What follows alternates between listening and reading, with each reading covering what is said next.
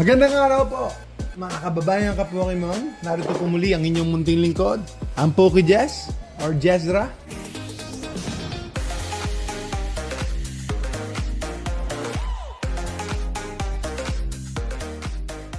Mag-open po tayo ng Meddling Sparks. Tuloy-tuloy lang po tayong nasa sealed collecting, sealed investing. Pero paminsan-minsan or for content purposes, para po makatulong po tayo sa hobby, makatulong po tayo sa community natin. Ipapakita natin yung ibang mga boxes. Ano po ang kasama sa mga boxes? Ano po ang mga packs na nandito po sa Meddling Sparks. Meddling Sparks Premium Collection. Meron siyang Scizor EX, Luxray at saka Luxray EX. So yan po yung Meddling Sparks Premium Collection. Kayo po ay mag-subscribe at mag-like, comment po kayo sa ating maliit na channel para masuportahan niyo po kami, mga kaibigan, mga ka-Pokemon. Tunay nga na Mission Impossible po tayo. Mission Impossible po talaga tayo, mga kaibigan. Kasi ang lit-lit lang po natin. Pero sinisikap nating makatulong po sa community at mag-grow din po tayo over time. Sa tulong po ninyo, mga kababayan ka-Pokemon, para meron namang Filipino version, Pinoy version tayo. Sa PokeRev, di ba?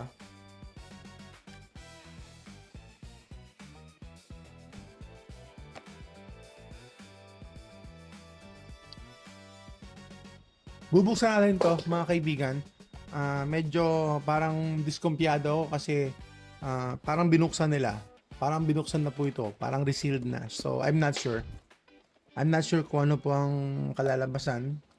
Parang resealed na siya. So, ano natin?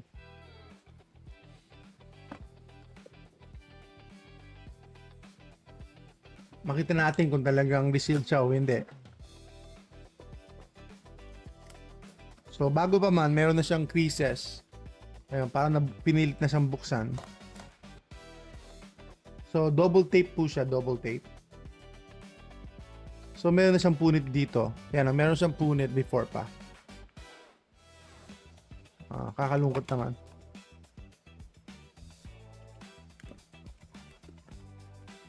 Mukhang bukas na nga talaga. So, yan po, mga kaibigan, no?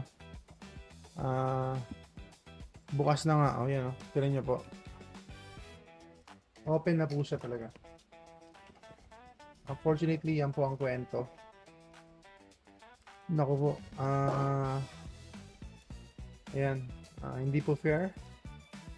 Siguradong wala na yung important cards dito. Walang iniwan. Talagang bukas lahat. So, meron siyang Scarlet Violet.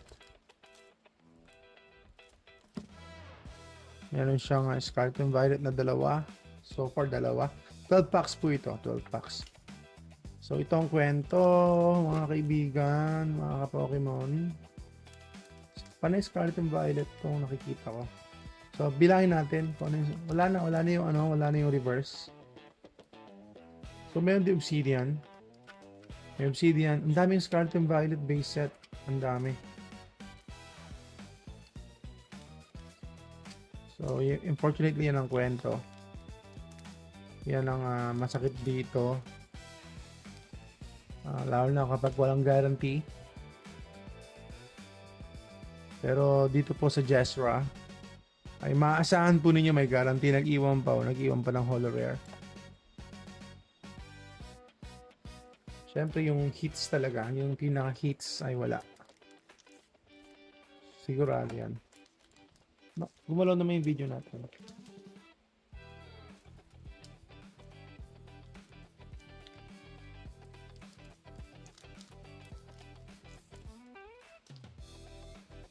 So may mga naiwanan pa na reverse. So itabi natin sa reverse. Tignan natin, inspect natin lahat. Meron siyang Astral Radiance na pack. Tapos Obsidian, Scarlet and Violet, base set. All Day Evolve meron din pala.